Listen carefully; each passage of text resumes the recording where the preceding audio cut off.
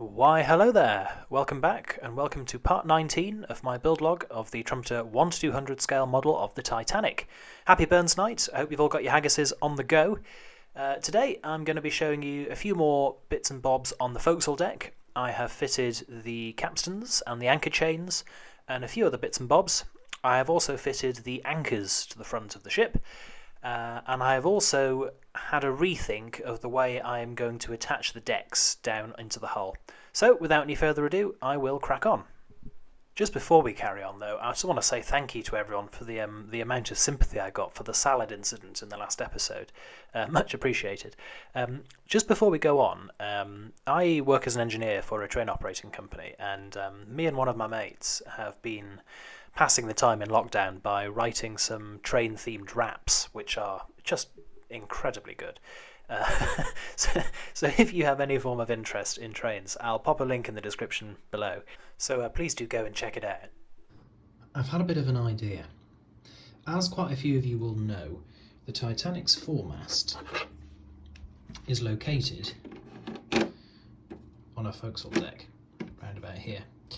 And whilst that's all very well, a lot of the rigging that comes from the foremast ends up on the forward well deck. And the problem is, my design at the minute is based around the idea of being able to remove the forecastle deck and then remove the forward well deck. And if I do that, I'm going to come up with problems, because what I'm going to find is that the rigging on the mast is just going to get ripped off. So one solution would be to simply forego doing that rigging in the first place, and certainly there will be some rigging on this boat that I just can't do. For example, the after mast I think sits somewhere on B deck, and of course a lot of that rigging ends up on the poop deck and the aft well deck, and because B deck and the entire superstructure has to be able to lift off the boat, there's really nothing I can do about that. I'm just going to have to accept that some of the rigging on the back either can't be done, or I'm going to have to make it detachable. And at the minute I'm struggling to think of an idea that's going to be detachable and robust enough to be detached many times, whilst also not looking rubbish in this scale. I don't want a massive fish hook like hooking onto something down here which I then unhook before taking the mast off. I want it to look pretty accurate. So aft rigging might become an issue, but the forward stuff, there is a way around this. And the way around it is to simply connect these two decks together, so make the forecastle and the well deck removable as one unit.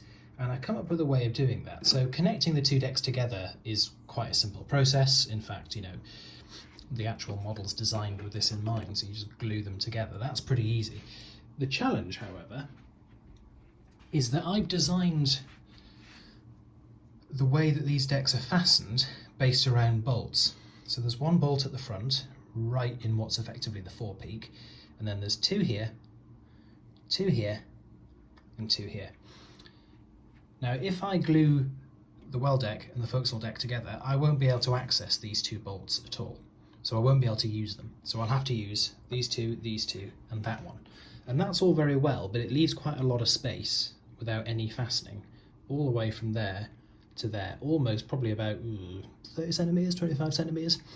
And the problem is, I suspect that's going to end up with vibrations and stuff, and that's not really ideal.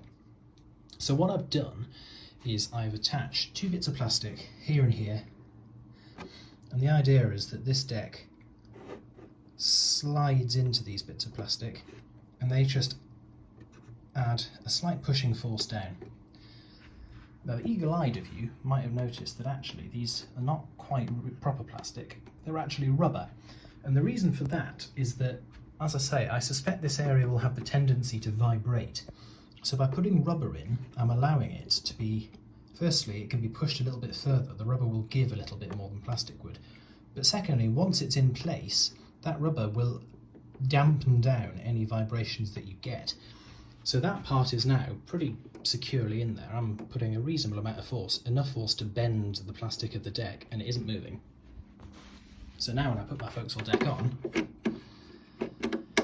everything will actually be pretty nicely secured together, and I'll still be able to lift these two decks off as one, and therefore I'll be able to have my rigging on the foremast. Deck's now firmly joined together. I'll show you actually. What I've done is I've packed the underside with some wood. There's 2 bolts, one on either side, holding the Forecastle deck on, and I've also packed it out with some wood. So it is a properly strong connection now. So just pop that in place, slide it forward nice and gently. And there we are.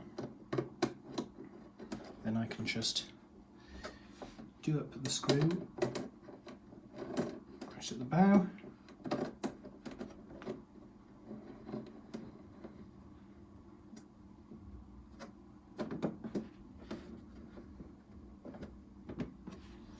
then I can do up these other screws. So, as Sean Connery would say, success.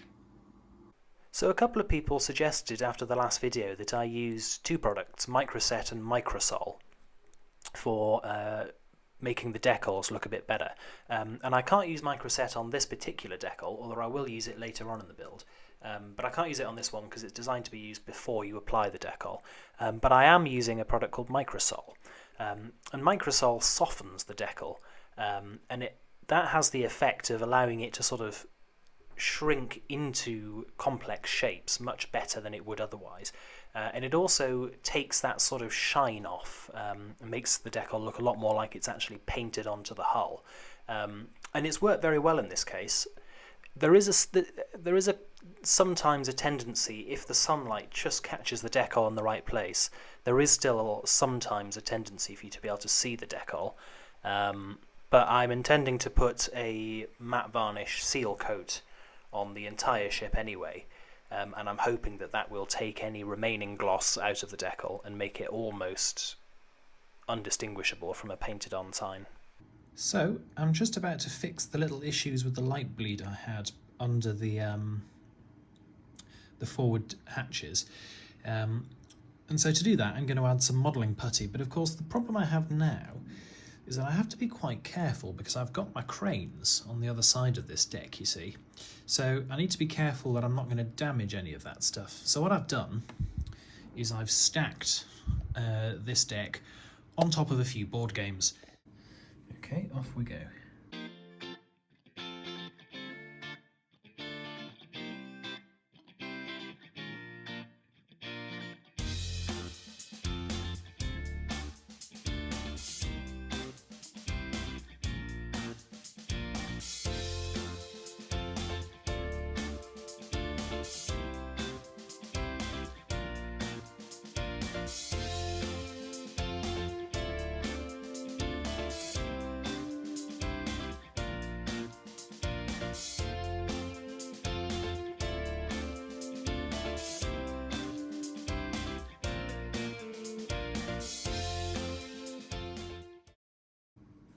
So there we are. Not the neatest job of all time, but it doesn't really have to be. It just needs to provide a decent seal all around the bottom to prevent light escaping. And I am pretty confident it will do that, but I can always test it later, and if there's still a bit of light leaking through, I can always add to this. As you can see, having sealed them up, there is now no light leakage from in and around the forward hatch covers. So, I'm about to put the Shapeways Chains onto the boat, and just look at these. So these are 3D printed chains, but I mean, look at this. It's honestly, it is unbelievable. I'm thinking about the technology that's allowed us to make this sort of thing. It's absolutely incredible. I feel like 3D printing is something, it's a technology that's like come into its own in my lifetime. But it's just come on so quickly. I mean, I've said it before, but I mean, I did a project at university about 5 years back on 3D printing, and at the time it was quite advanced. But I mean, it was nothing on this. This is just exceptional. So I've already put one in on the right-hand side, starboard side, and it's not that tricky. It's a little bit hard to thread them through the holes, but it's not that bad. I used a thread to pull it through, fed it up and around and then back down the other side. quite simple. There's not a huge amount to sort of to get wrong on the chains. The thing I need to focus on is making sure that it falls in the right way. So, you know, thinking about stuff like gravity, it's going to sit quite heavily on these tracks. So I need to be careful about that. The only other thing, which I'll see if I can get it in focus for you, is there is a special link on these chains. Where is it? Other side. The special link on these chains.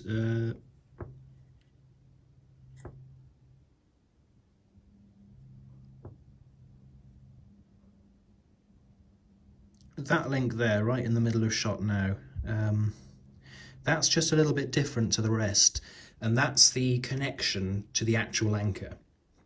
So that link needs to go at the front, not at this side. Apart from that, there's not much else really that you can get wrong here. So just before I put the anchors down, I want to do a little bit of distressing on these tracks for the anchors. So I'm not going to do very much because, you know, it is a very, very new ship. But what I am going to do is just a little bit of dry brushing, just to give a hint of rust on these.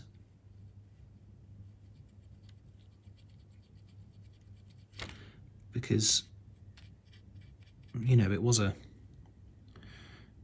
functioning ship and the anchors would have been lowered on a seemingly regular basis, so we'd like a little bit of distress there.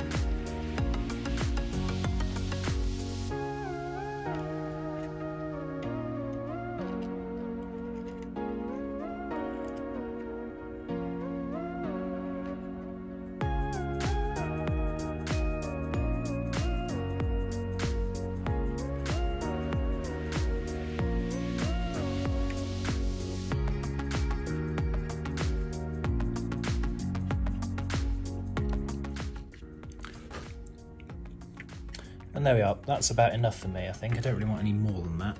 Just enough to give a, you know, an indication that salty water would have got to these points.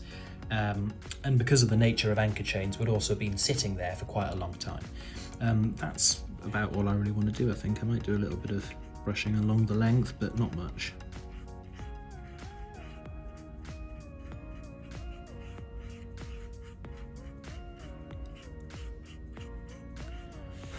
It's a bit of a balancing act with Titanic, because I mean, I know there's a few people in the comments saying like, don't do any weathering at all, but I know it's a new ship, I know it's a new ship, but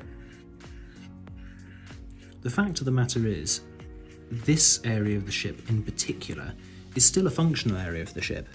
The anchor chains will have been lowered into the water, they will have got salty water on, and salty waters are fantastic corrosive, so there will be some distressing on this, and I don't want to do too much obviously, but I do just want to do a little bit to give you the idea.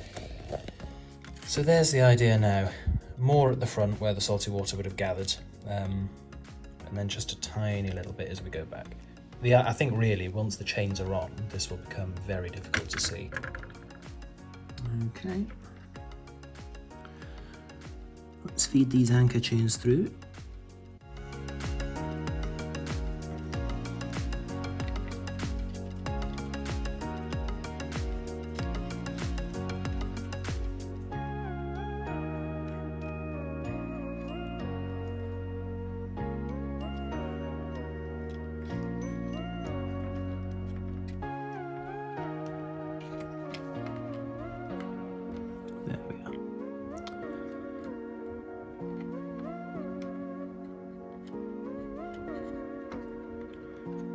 good.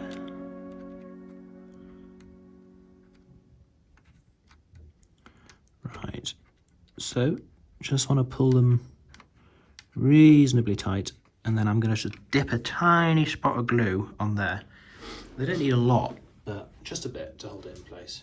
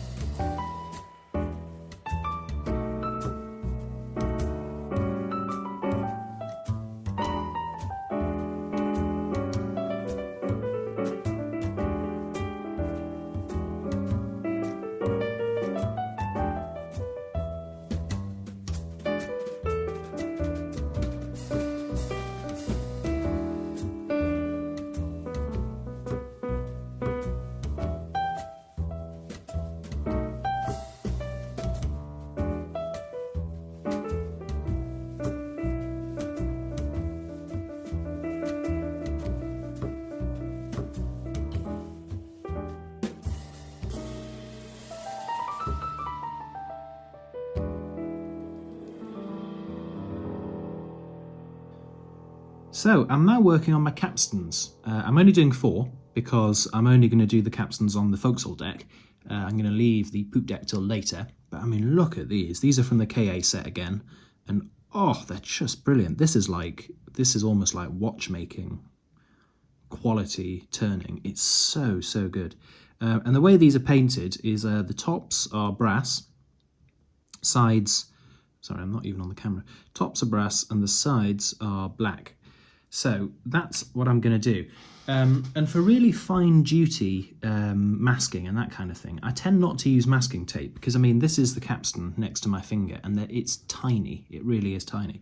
So what I use instead is this. It's a product called Maskall. It's made by Humbrol, and it's weird stuff, actually. It really is weird stuff. Here's one I've already painted with Maskall.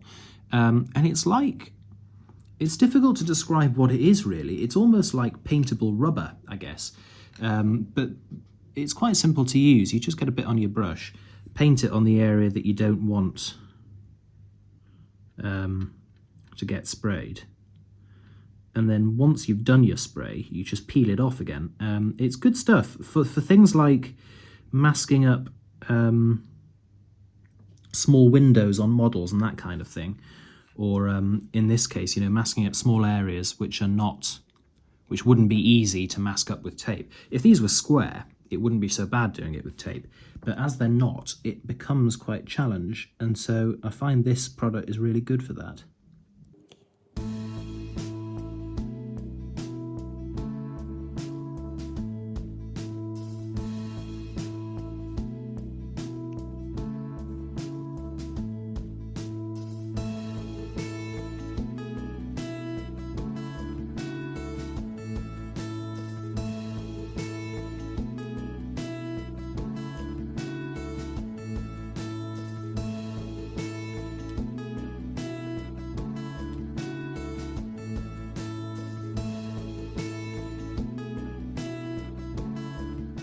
Right, there we are. So I'll let that flash off. Doesn't take very long to dry. They reckon it's about 30 seconds. I'll leave it a bit longer than that. And then I'll spray these. Then I'll whack them onto the Forecastle deck. So here are the capstones, freshly painted. Let's see how the Maskall has fared.